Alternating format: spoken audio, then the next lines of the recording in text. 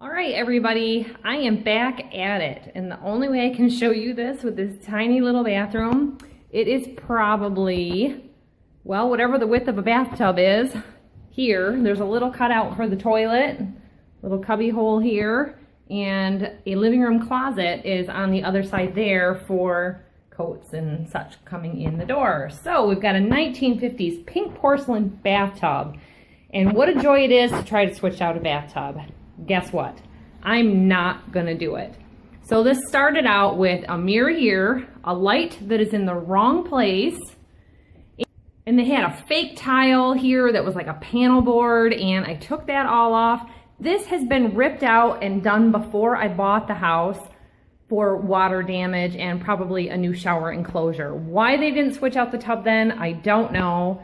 They left the original bathroom vanity and it is looking aged and needs some updates. Everything in here is now a different color. My tenants moved out and they said they couldn't get the toilet clean, so they reinstalled a new toilet. It is a white high-rise toilet. It is also kind of big for this space. Now the toilet that was here was off-white, the tub was pink, and the sink was off-white. Now I have everything all different colors. So what I'm gonna go ahead and do is figure out what to do about the toilet because it is low water use and the water never gets high enough to be able to keep it clean. This is gonna get painted with a Rustoleum tub and tile finish. We're gonna make it white. And I was able to pick up white replacement sinks, and I don't know what we're gonna do with the counter. I decided to go with a little bit of a masculine look in here because everything in the house is wood floors and 1950s and they tend to look frilly. So I'm sticking with white for the cabinets and trim at this point. I have a dark colored floor and we've got this cocoa colored tile with an off-white, more tan colored tile, and then some wood grain tile and some gray slate looking tile. So I'm thinking I'm gonna go ahead and put this right along the back here. I don't know that I will carry it up into a feature wall. I'm kind of up in the air about that. These are not very expensive. I found these at Menards for about $5 or $6 a panel, and it covers 1 square foot. I hate that bathroom vent. So it's turned yellow over time. A new grate is $5 or $6, but as you can see, it doesn't fit up there quite the way it should. So I'm thinking about going something a little bit bigger, possibly even lighted if possible, so that it will be dual purpose to add a little more light to this bathroom. Now, I originally put in the light fixture. It's been a while. It is more on the feminine side, so I may switch that out. But what I'm thinking is I want to raise it up and get it centered over the sink, because you can see here's the sink and here the light is. So the light fixture actually needs to get moved to this side of this stud instead of here. But I'm looking at different mirrors, and this is a small-ish bathroom. It's not tiny, but a bigger mirror, you can see my outline for my mirror here, would make this space a bit larger looking because it's going to reflect back. Now, that being said, with a bigger mirror, you're also going to be able to, like right now I'm standing in front of the toilet, you're going to be watching yourself in the mirror. It's not a huge house, but I want it to feel like a bigger house than it is. So this is what I've got going on today. I started stripping off the caulk, started stripping off the fixtures, and I picked up a new fixture set for the shower. This Adler brand, I believe, is the same that I have here, and we've gone with this style quite a bit. It's pretty timeless, and it's not gonna go by my taste or somebody else's taste. I know a lot of people are going with black faucets and stuff. At this point, gold is getting trendy. It's really hard to stick with every trend that goes in. And since I have rented this house in the past, I'm just trying to get it updated looking, and somebody can always swap things out later on. You can see the doors are not open. I've actually got them off their hinges. I'm kind of deciding what to do here. But like, this is the original bathroom door, and it is delaminating and peeling. I've got a silver handle on the inside and the original gold on the outside. So different features like that, these, you know, gold colored birch hollow core doors tend to make any room or home look aged. So we're gonna be swapping out the bathroom door and going along with the others because these old crusty hinges are not looking so great. And I just wanted to show you so you can follow along for my journey. So I'm always all for not getting called out for home repairs from tenants who have little things that need to be done. We had a tenant once that would call us all the time if a light bulb burned out because she wouldn't get up on a ladder. She didn't understand how the new light shades worked with, you know, people call them the boob lamps, where the center screw comes out and the whole globe drops down. And I finally just told my husband one day, tell her we do not do light bulb changes. Her kids would call us all the time for lockouts. And we finally had to start letting people know right in the lease that there was a fee for lockouts, because it's an inconvenience for the landlord too to have to leave work to go do things and to fix things that have been broken. So I'm going to show you one of my pet peeves that I came across with the install of this toilet. So about a month after they moved out, I found out that they had swapped the toilet out, and I thought that was really odd. Why did they do that? So I messaged the lady and found out that it was because they couldn't get it clean. Okay, a very minor detail is they didn't put the caps on for bolting down the toilet, but over here on this side, it's not even attached. That means your wax ring isn't working right. So I found a wet spot in the basement, and now I know what it's coming from. This is not tight at all. It's just sitting there wobbling. Look at that. That is supposed to be fastened down to your floor. There is a cast iron toilet flange underneath here on an old one. Usually on the newer ones, they're metal. So I have to get this out. The bolt that the nut is sitting on is supposed to be fastened down into that flange, and the whole thing's wobbling, so I know that it's not. I was just down in the basement trying to figure out where the water leak was coming from, and the old bolts came right down. Some wax came down, some floorboards, so I don't know what I'm going to find when I tear this up. But I wanted to replace the floor to update it anyway, so the toilet was coming out. So I'll get a better look at his install. Now, I'm kind of a nitpicky landlord when it comes to things like that. If you're going to want to do anything, always ask for permission first, because you don't know what's going to happen. One of the things that this tenant did, they lived here for a long time. Like, their little girls were little when they moved in, and they were graduating high school when they moved out. So they were here probably 8 years. That's a good amount of time, and I'm grateful to have had them that long. But when it comes to electrical and plumbing work, I don't want my tenants doing that kind of stuff, because you don't know what their skill level is. And the work that I found when I took down the light fixture that he had installed, he could have cost me the entire house in a home fire. Things like paint don't seem like a big deal to a tenant when they are talking about like fixing up the house to make it theirs. But we've always had a thing that we go through, paint and clean and do everything before somebody moves in. And we do it so that there's uniformity between all of the rental houses. Otherwise, we're going to have 10 different paint cans from every different house. And that's why when you rent, you don't get to choose what your colors are. You get to choose by like swapping out curtains. So since this isn't going to be a rental house anymore, having 3 different fixtures in here is not going to work, and I wouldn't have even wanted to rent it this way. So I'm going to get this ripped out. I've already started working on tearing out the caulk and some other things here. I just keep jumping around from one job to the next because I just run into it and I get frustrated. So right now, like I got the water faucet off of the shower fixture, and when the previous owners drywalled, they didn't take down the old drywall, so you can't even see where that fixture goes into the wall, and they puttied right up to it. So I'm gonna have to knock some of that out to get access to even take that downspout out. So fun, and I'm having to do this with the windows open to get the air and the ventilation going, because I'm gonna start sanding on the tub and start spreading the paint. So because this is a small bathroom and they swapped the toilet out, you can see, number one, what a great cleaning job they did before they reinstalled the toilet. They didn't even get the urine stains off of the floor before they swapped it. This is the old profile of the toilet, and this is the new profile. So that sticking out 6 inches or so really makes a big difference in this space. So I probably am going to have to bite the bullet and get a smaller toilet for this space. The good thing is, if I want to really save some money, you know how frugal we can be, there is a small toilet, Mansfield brand, in the basement, and I could swap the two because that is just a half bath and there's a lot of space down there. You do have to know that you are going to have to swap out your wax ring.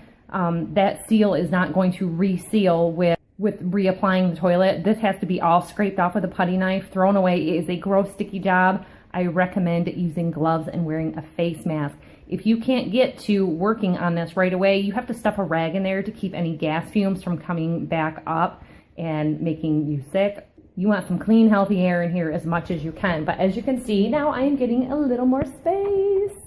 Well, my progress is going very, very slow today. I started in on taking off the linoleum tile that was here on the floor, and my husband gave me a wonderful gift 20 years ago.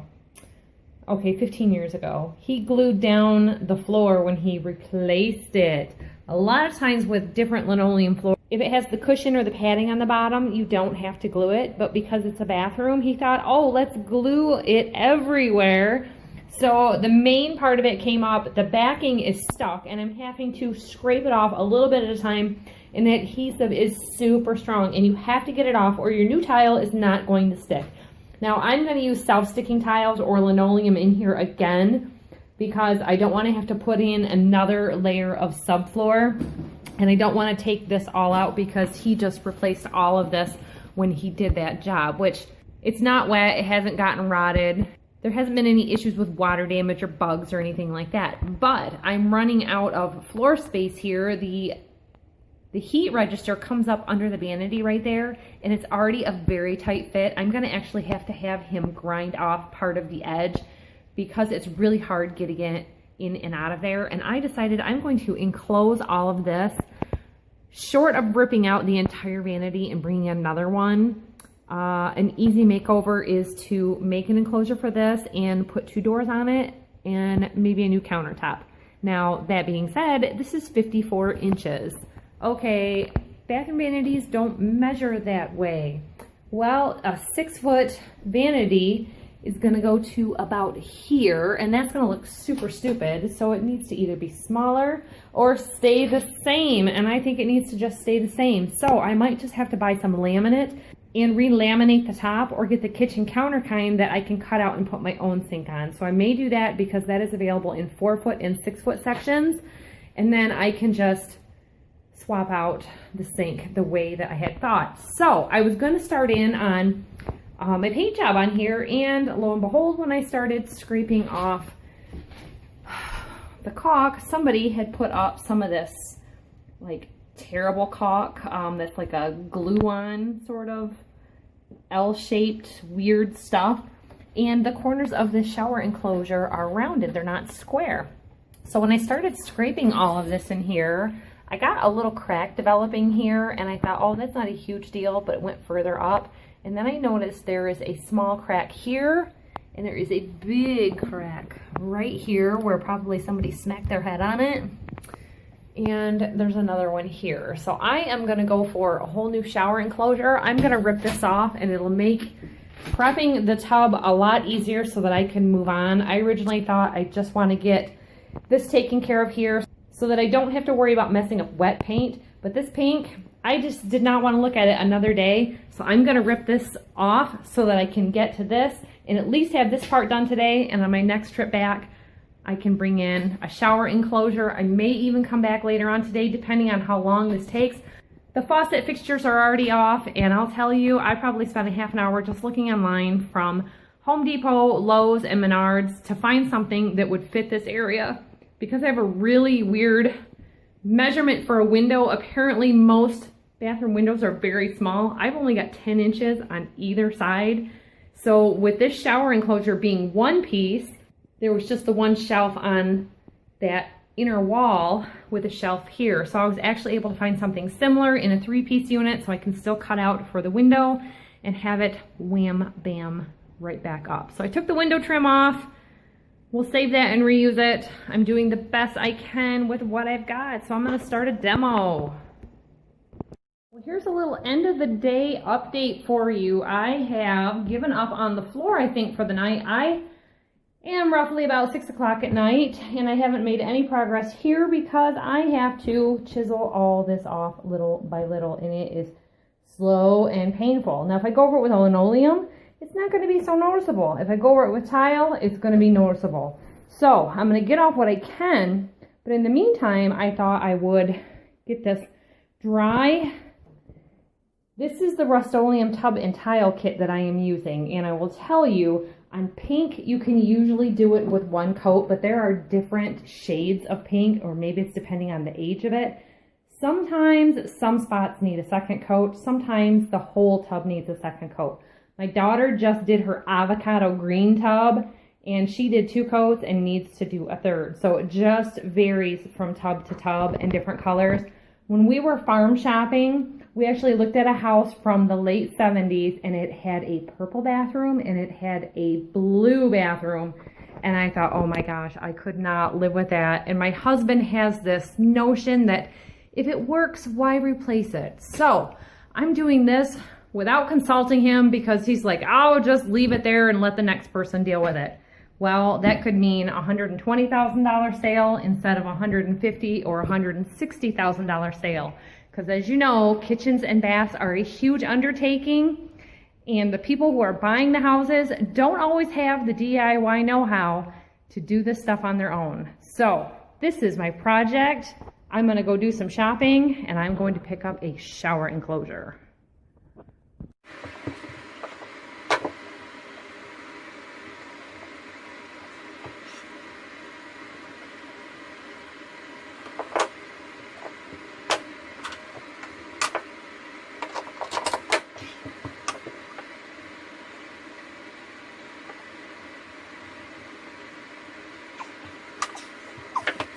I know it doesn't look like much yet, but I went through, I edged out the entire ceiling and I got it all painted. I have been making a little bit of progress here with my design and what I'm gonna do. I'm getting so excited for this, and I'd really like to get this sink out, but I didn't bring a small handled adjustable wrench. But let me tell you what I've been learning about gel stain. You can go over a Formica countertop with gel stain and make it look awesome. So I got this dark hickory. I thought walnut was a little bit too dark, and I think the hickory is gonna match my tiles that I chose. Let's see how that's gonna look next to each other. Yeah, it's still a little darker than the tile, but I think once it's up, what do you think? I thought about leaving it a light colored counter, but it's off-white. So as you can see, like with your bone or your off-white, it's gonna look funny having white here, off-white here, and then this. So I just thought white with dark for that contrast, like the modern furniture refinishers are doing, would be really nice. So I've got my good strong filtered mask here, and I am stirring up my Rustoleum Part A and Part B epoxy. This is an activator and a base. This has been sanded. It has been cleaned twice. I went through and I used a vacuum all around the edges, and I used some tack cloth to get anything out. So the next thing I have to do is, and for a safety precaution, because I turn the water on, I put plastic bags over my water just to make sure no water gets in here and wrecks the finish, because I have had that happen in the past, and then you get a little peeling right around your tub drain. I'm going to tape that off because it's chrome, and that piece are really hard to swap out. And with a little bit of toilet bowl cleaner, they shined up really nice. So I think it's going to be a huge difference. I ended up going to Lowe's today and I picked up a new shower enclosure. So I am just going to bang this thing out today.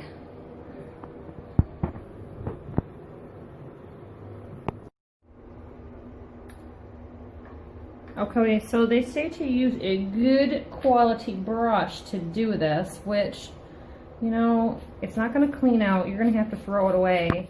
And I've done this in the past. I've always just used these cheap foam brushes because they're throwaway, and it's just to go around the very edges. Now, I'm down to my cement board, so it's not very important that I not touch it, but my cement board with the drywall behind it has actually added about a ½ an inch. So I want to get down in there very far and drag the material out. So I'm going to start in with edging this out.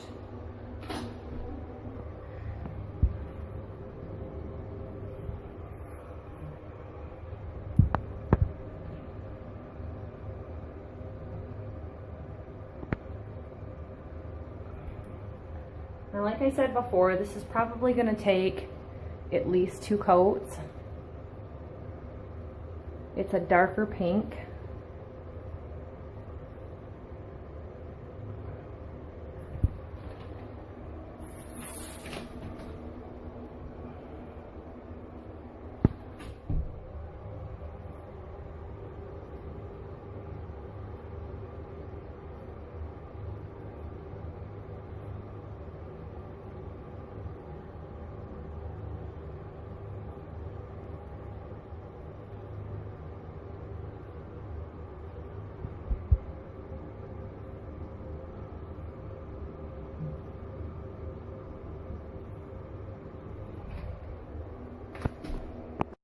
Okay, the instructions say 1 to 3 hours between coats and dry time, up to 3 days before you can use it with water.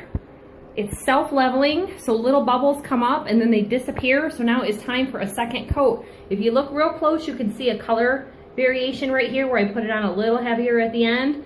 So I'm going to try to get good uniform coverage with a second coat right now. Okay, day 2, I actually had to go and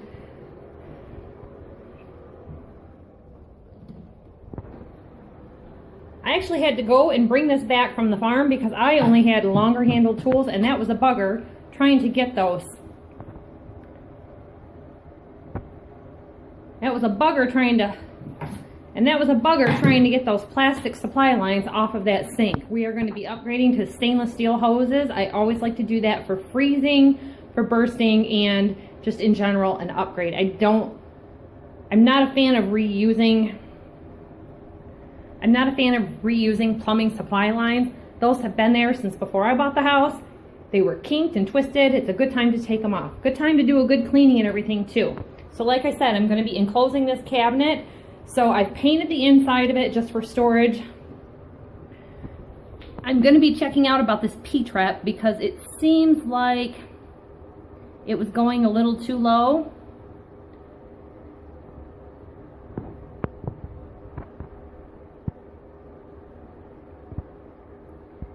You guys that know about plumbing, tell me. The drain line going into the wall is dipping down. Now I know you're supposed to have a good amount of P-trap, but that just doesn't seem quite right to me.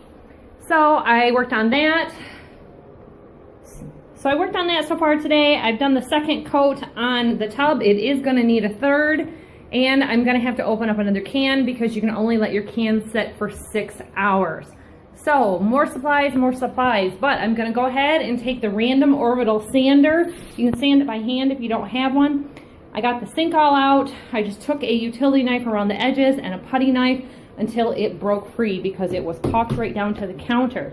So here's my outline. You can see I've got about an inch overhang. I want to make sure that my replacement sink is going to fit this hole before I get all into it, because if it needs to be cut, I want to cut it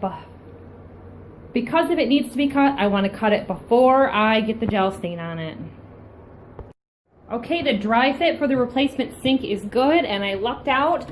They sold the 2 sinks to me for I think $20 or $25, and it included the faucets with both of them and the drain, so I won't have to swap out the drain, because on my old sink that drain is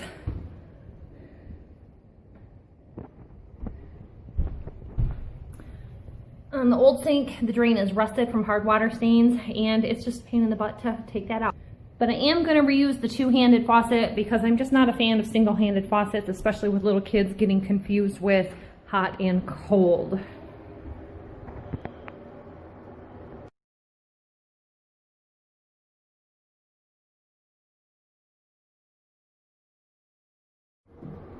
Okay, so I open up my gel stain, and again, this is the hickory color. It says to stir well. This is like gelatinous. It is almost like Jello. So we are doing our first ever try with this. You never know what kind of results you're going to get working on something other than wood. As I said before in previous videos, I took wood shop all through high school, and I have never used any gel stain. It's a newer product, and that was the thing that kind of held us off on doing a lot of things in this house. If this works really well, I can use this gel stain on the old birch laminate doors, or maybe they're maple laminate, but they're a light color, and darker colors are, you know, a little more on trend even with a lighter colored floor. I will be stripping the wood floors, so you know there's a little bit of glue and paint there, but we're just going to not do a full refinish on that, but whole nother project. That's something for another day. So we're just going to stir this up so that it's not lumpy, so it's a nice creamy like peanut butter consistency, and get rid of these lumps. Okay, so I've got it nice and mixed up. Let's see how this is gonna go. Now it says that this is made for being able to do like fiberglass doors and to put it in a nice thin consistent layer. Well, with the Formica, it just kind of slides right across, and then you take off any excess.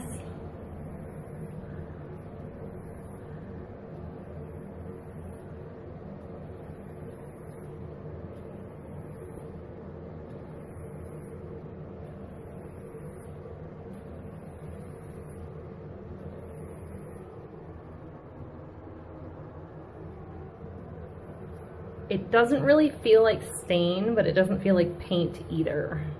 I don't quite know how to explain it.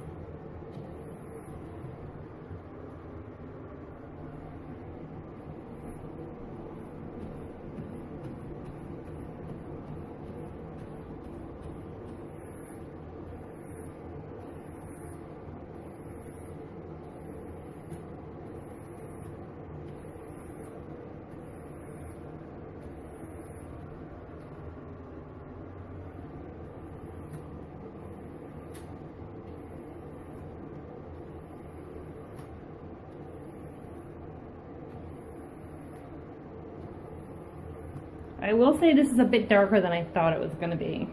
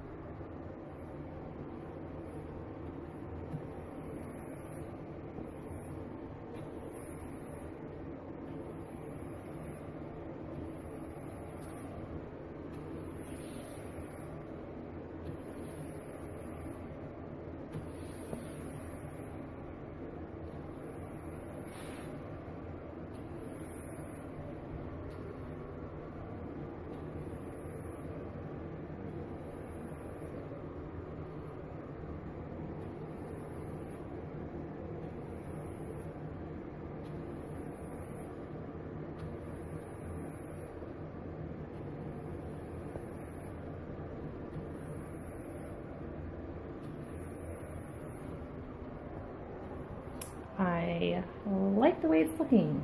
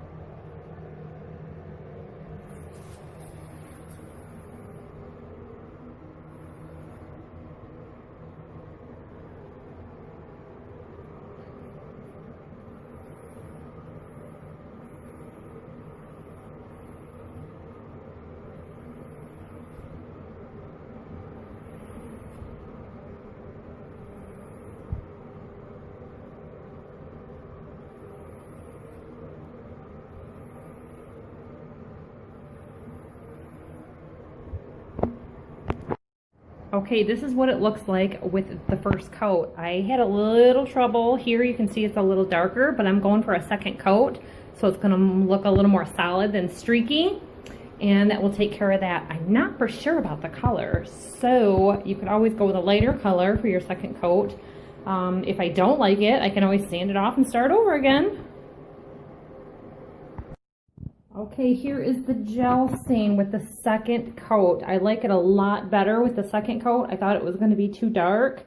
Now I'm kind of on the fence of, is it too opaque, or do I want a more straight look with using another color? Now, I didn't like the way it looked with the other showing through, so like I said, on the fence about that. I don't want it to look like it was painted like chocolate brown. I wanted it to look wood stained. So I've got more of a wood stained effect. I did not do a second coat here. So see how that looks? Kind of more wood grain looking. In person, it kind of just looks like paint that needs another coat. So I don't want it to look like that. And I think I'm gonna go for another solid second coat here.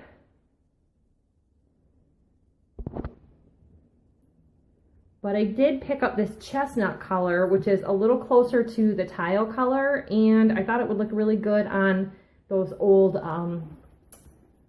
doors in the hallway too, because you can see that is, the hickory is quite a bit darker than that side by side. So I stopped yesterday. I was going to do a third coat of paint on the tub and had to stop because I did not have another container on hand. And you know what? I found out Home Depot no longer sells the Rustoleum tub and tile, and Menards was too far away, but closer to home, so I quit for the night, stopped by there today on my way back, and I did pick up a new bathroom fan that covers that opening a lot better. I actually got up there and found out they hadn't cut the drywall right here very well, so I recut that a little bit so it wasn't like pushed down from them forcing that up into not quite the right size opening, so that looks a lot better. It's not terribly loud. For $46.32 you can get an upgrade kit. I think it was supposed to be a 20% energy savings and 60% more airflow. I wasn't sure that it was really going to make a difference because this isn't that old. The main thing I was looking for was the new cover, so we just went ahead and went with the upgrade kit. Anyways, it's not bad. I really wasn't sure about adding another light right over the toilet and only being able to use that light if you were running the fan also, unless you were to rewire and do a separate switch for the light vanity above the sink. So right now I've just got a 2-gang switch. I just figured it'd be easier to not get it complicated and leave it this way because it's already more complicated than I thought it was going to get into. So what do you think? Leave me a comment down below and let me know what you think about going another layer of this hickory over the top or doing the lighter chestnut over the top to make it look more wood grain and not like brown paint.